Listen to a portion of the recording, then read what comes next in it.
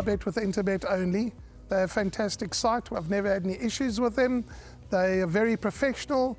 There's never a problem. You deposit money, 2 seconds later it's in your account. You withdraw, which I do very occasionally, and I believe it's also 2 seconds it's in your account.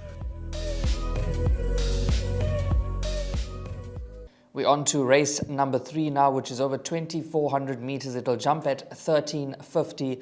But before we even start looking at the fields, let's take a look at a rerun of number 2, a Rockfall, when running on the 5th of March, when finishing 3rd, as well as interviews with Paul Lafferty, Peter Muscat, and Jason Gates. Zone between runners. Aventador's further back in the run. Towards the outside of that one is Coromandel, and Rockfall on the extreme outsides running on.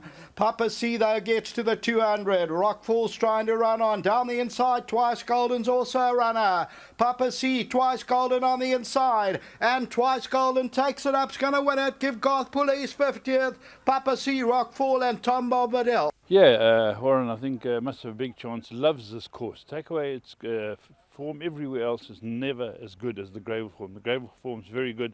A little unlucky, I thought, not to win last time with Tristan. Wasn't beaten far. This time we get to claim because we were running in a lower league, I think. And I think Major Runner loves the trip, loves the course. The stable's very well. And John Finlayson keeps hitting bullseye. So we're hoping for the best, but I think a Major Runner. Johnny's Hope has his first run out the maidens on Sunday. He's ideally drawn to get a really good run in transit. Richard Faree hops back on board.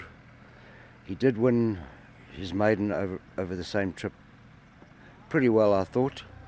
It's always a question mark first run out the maidens, but he's a very fit horse, in a good space, and he should run to his best on Sunday.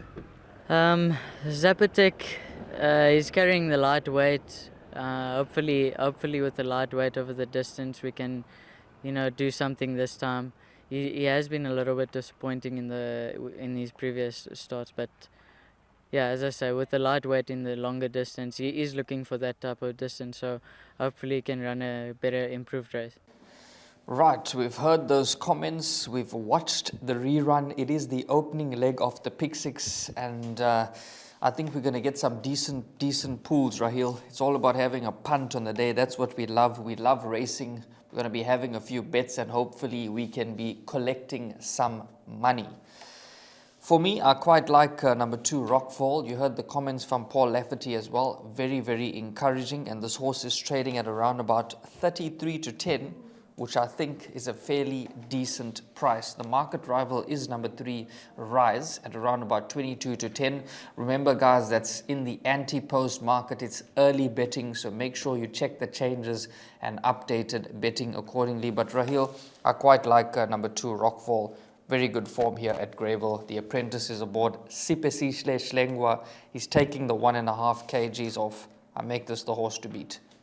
Yeah, I think it does lie between number 2, Rockfall, and number 3, Rise in this lineup of one. I make it a 2-horse race between those two horses here. Rockfall, he certainly comes into the race with steady form. Beaten behind 2 horses last time out that possibly just stay a bit better than he does currently. But he's a 3-year-old that's still maturing. He's still developing, and he enjoys the course, as you mentioned. He's got the 1.5 kgs off the back, which is certainly a positive from the informed Sipesihle Schlengwa. And Rockfall, he's certainly going to be a serious runner here. Slight preference for me would be for number 3, Rise. Now, she is a 6-year-old taking on a 3-year-old. She's got the experience. I know that there's only 0.5 kg that separates the two, but for me, it's Keegan DeMello that sticks with the ride. Yes. The way I looked at the race, and I just felt that Keegan could have easily, his agent could have easily been on the phone to Paul Lafferty and said, I want to ride your horse. And I'm sure Paul Lafferty would have given Keegan the ride, because currently Keegan can probably get any ride he wants in the country.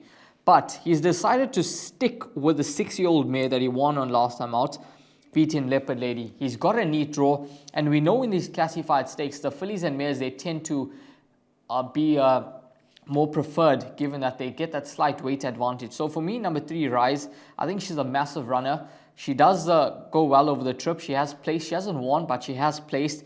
She's got a good draw to deal with. And for me, she's going to be the top choice ahead of number 2, Rockfall.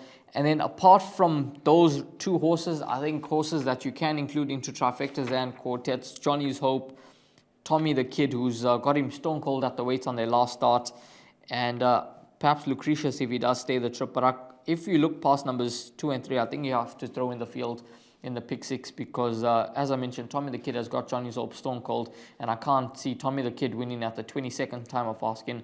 So, and I wouldn't include Johnny's Hope after he won a weak maiden last time out. So for me, numbers 2 and 3 Durban. Well, there you heard it from myself and Raheel. We think the principal runners in race number 3 are numbers 2 Rockfall and number 3 Rise. And if you look beyond that, you possibly got to include the field in the pick 6. Alberto, founder of Ladles of Love. It was founded back in 2014. Communities we work with are all over the peninsula, and we're working with 138 beneficiaries now. We've grown exponentially. We've been able to do that because of all the kindness that we have experienced from individuals and corporates such as Interbet, who just want to be part of the change.